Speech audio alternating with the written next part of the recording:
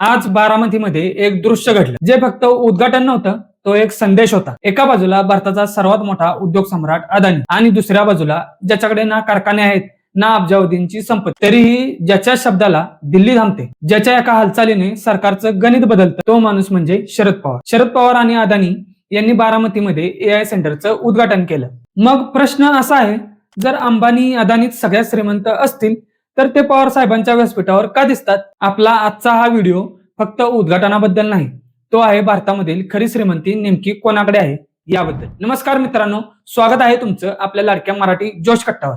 इथे ना अंध समर्थन असतं ना अंध विरोध, इथे असतात प्रश्न, तर्क आणि पडद्यामागचं राजकारण। कारण सत्य जितकं पसरतं तितकं व्यवस्थेला ते हादरवतं। मित्रांनो, आपण लहानपणापासून एक गोष्ट ऐकत आलो, ज्याच्याकडे खूप पैसा तो श्रीमंत, ज्याच्याकडे बंगले, गाड्या, कंपन्या तो श्रीमंत। पण राजकारणात आणि सत्तेच्या दुनियेत श्रीमंतीची व्याख्या वेगळी असते। ज्याच्या निर्णयावर इतरांचं भविष्य ठरतं, ज्याच्या एका होकार नकारावर सरकार उभं राहतं किंवा कोसळतं, ज्याच्याकडे वेळ, संयम, योग्य क्षणाची अचूक माहिती असते, तो माणूस खरा श्रीमंत असतो। आणि याच मोजमापाने पाहिलं तर शरद पवार हे फक्त नेते नाहीत, ते एक पॉवर ब्रोकर आहेत। आता आपण त्यांचा इतिहास बघूयात। त्यांनी काँग्रेसचं सरकार पाडलं आणि स्वतःचं सरकार उभं केलं। कधी काळी केंद्राचं सरकार वाचवलं तर महाराष्ट्रात सत्ता समीकरणं बदलली। दिल्लीच्या राजकारणात एक वाक्य प्रसिद्ध आहे, पवार साहेब बोलले की विषय मिटतो। हे वाक्य कोणत्याही सामान्य नेत्यासाठी वापरलं जात नाही, कारण पवार साहेबांना माहित आहे कोण नाराज आहे, कोण फुटू शकतो किंवा कोणाला किती जागा द्यायची आणि कुठे थांबायचं। ही कला पैशातून येत नाही, ती येते 40-50 वर्षांच्या अनुभवातून। आज मंचावर ते राजकीय विरोधक आहेत, पण राजकारण हे केवळ भाषणांचं नसतं, ते असतं गणितांचं, संयमाचं आणि योग्य वेळी योग्य पाऊल टाकण्याचं। मोदी शहा यांच्याकडे सत्ता आहे, संघटना आहे, बहुमत आहे, पण तरीही पवार साहेबांकडे एक गोष्ट आहे जी फार थोड्या नेत्यांकडे असते, सगळ्या बाजूंशी संवाद ठेवण्याची क्षमता। म्हणूनच त्यांना पूर्णपणे दुर्लक्षित करून कोणतंही मोठं राजकीय गणित जुळत नाही। आता मित्रांनो, आजच्या घटनेवर येऊया। बारामतीमध्ये AI सेंटरचं उद्घाटन शरद पवार आणि अदानी यांच्या हस्ते झालं। हा फक्त शिक्षण प्रकल्प आहे का, की हा एक राजकीय सामाजिक संदेश आहे?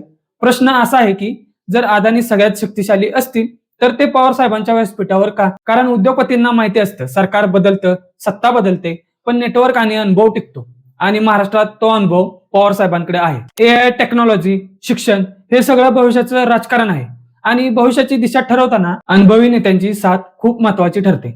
शरद पवारांची खरी संपत्ती म्हणजे त्यांचा फोनबुक, दिल्ली ते मुंबई राज्याचं नेटवर्क, सहकार क्षेत्र, ग्रामीण भारतावरची पकड आणि सर्वात महत्वाचं म्हणजे संयम। ते ओरडत नाहीत, ते धमकी देत नाहीत, पण जेव्हा बोलतात तेव्हा निर्णय बदलतात। यावरून आपल्याला प्रश्न पडतो की पैसा जास्त असलेला माणूस श्रीमंत की सत्ता हलवू शकणारा माणूस श्रीमंत?